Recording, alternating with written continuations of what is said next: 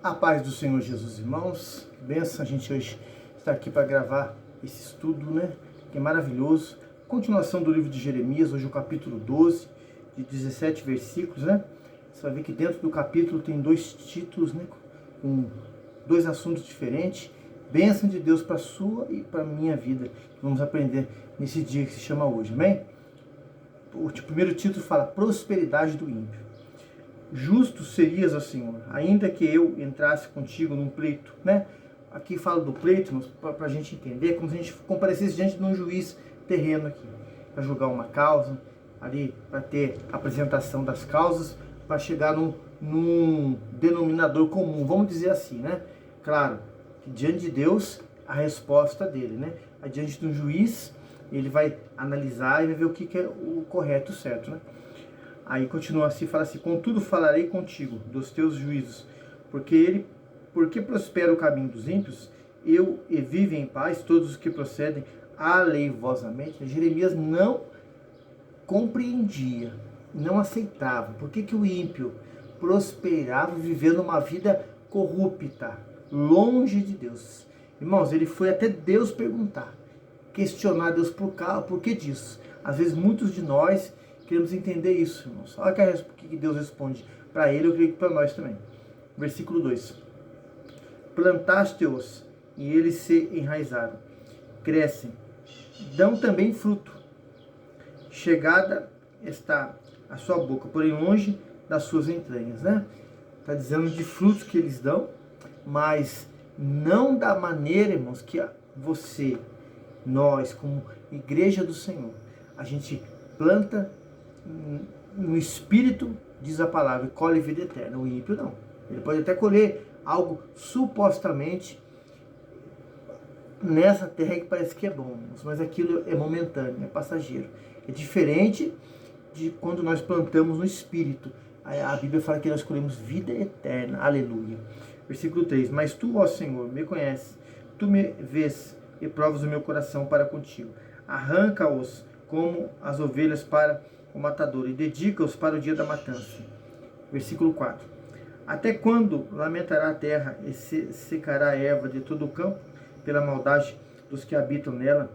Perecem os animais e as aves por quanto dizem, ele não verá o nosso fim, né? Olha que expressão tremenda, né? Vamos ler até o 6, irmãos, para a gente explicar essa parte aqui, né?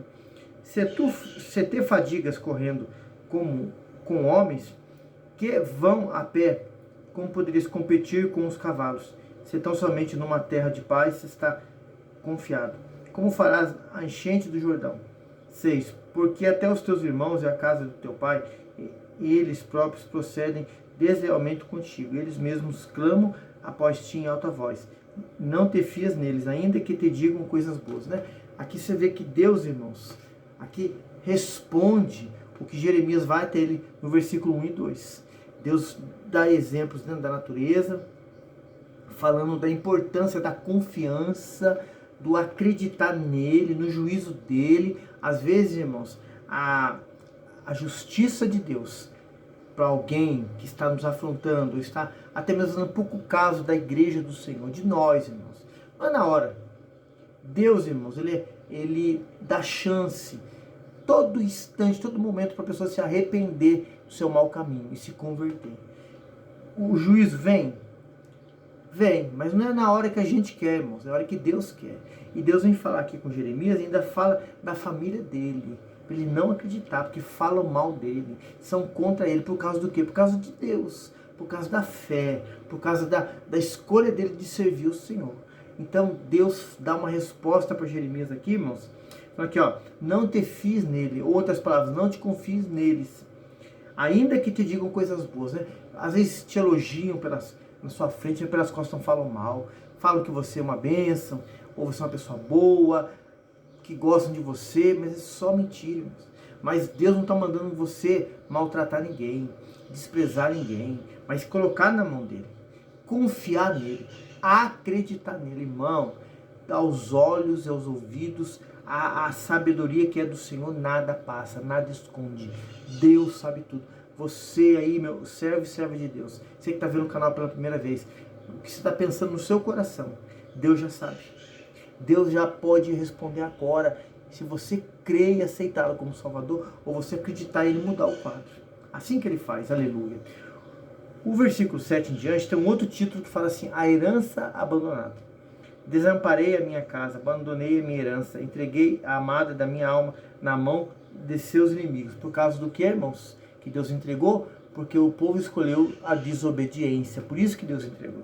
Versículo 8. Tornou-se a minha herança para mim como leão numa floresta. Levantou a voz contra mim, por isso eu a odiei. 9. A minha herança é para mim a ave de rapina de várias cores. Andam as aves de rapina contra ela em redor. Vinde, pois, ajuntai todos os animais do campo, trazei para a devorarem. Versículo 10. Muitos pastores destruíram a minha vinha, pisaram o meu campo, tornaram em desolado deserto o meu campo desejado. Aqui, a palavra pastor aqui, nós estamos dizendo das nações, quando os reis vinham com o exército, e Deus usava eles, irmãos, como uma forma de corretiva para o povo. Aí dá um exemplo de pastor que nós falando dos reis aqui.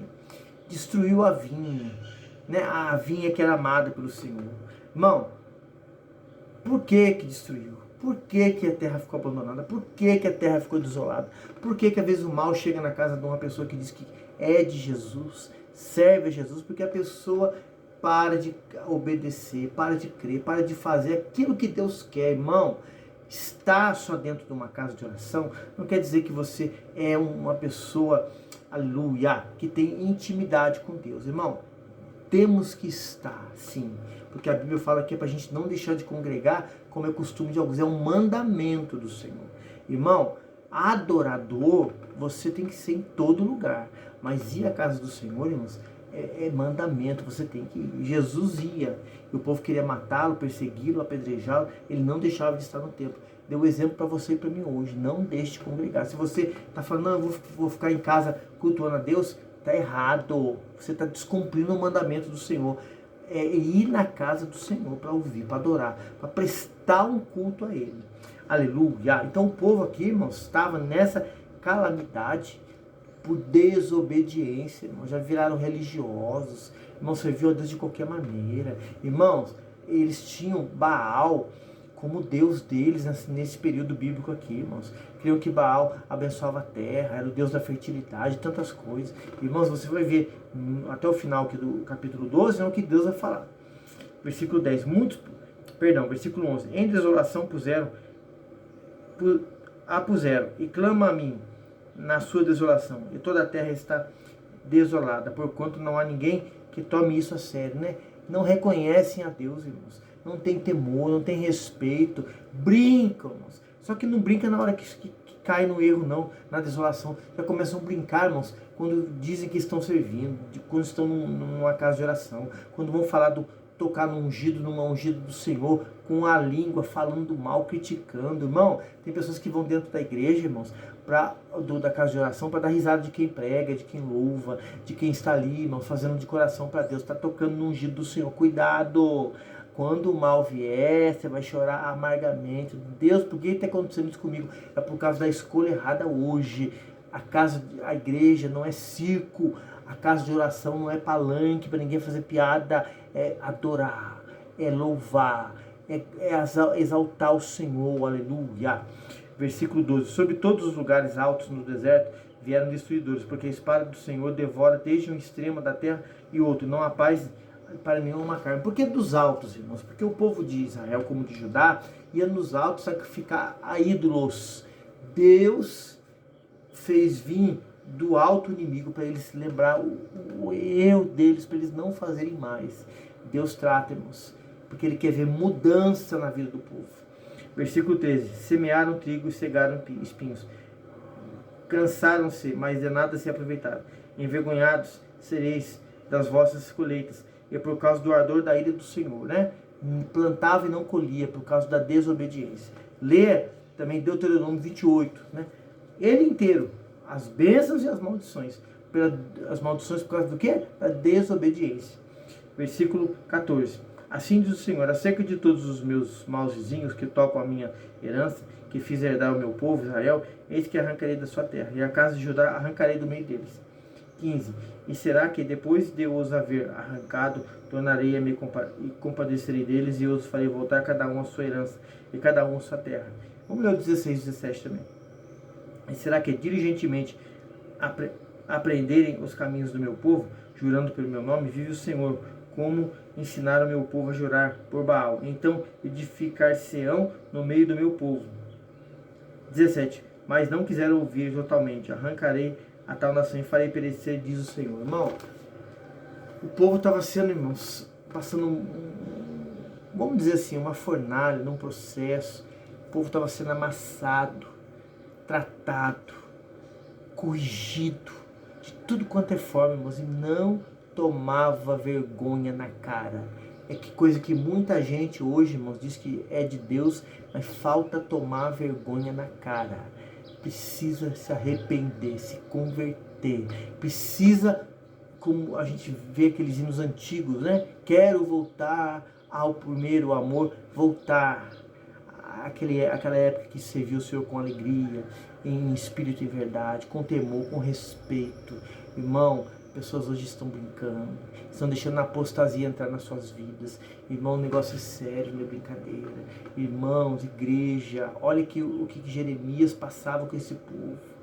Jeremias não tinha ninguém que o ajudava em ele orar, ele a pregar, ele sozinhos, pregando, falando, orando, sofrendo, chorando, se lamentando, pedindo misericórdia para Deus. Até mesmo quando queria orar pelo povo, Deus proibia, porque o povo escolheu a desobediência. Meu querido irmão, peça a Deus misericórdia para essa nação, para esse povo, por esses que falam que são de Jesus e estão brincando. Que só Deus para ter misericórdia. Porque o caminho mau, irmãos, o salário do pecado é a morte. A Bíblia diz que um abismo puxa outro abismo. Só Deus para ter misericórdia dessa nação, desse povo que não quer se render ao senhorio do nosso Senhor e Salvador Jesus Cristo. Amém, irmãos? Jeremias 12 hoje encerrado. Que o Senhor te abençoe e te guarde. Nos ajude aí no canal, irmãos. Traga inscritos para o canal. Deixa aí seu joinha.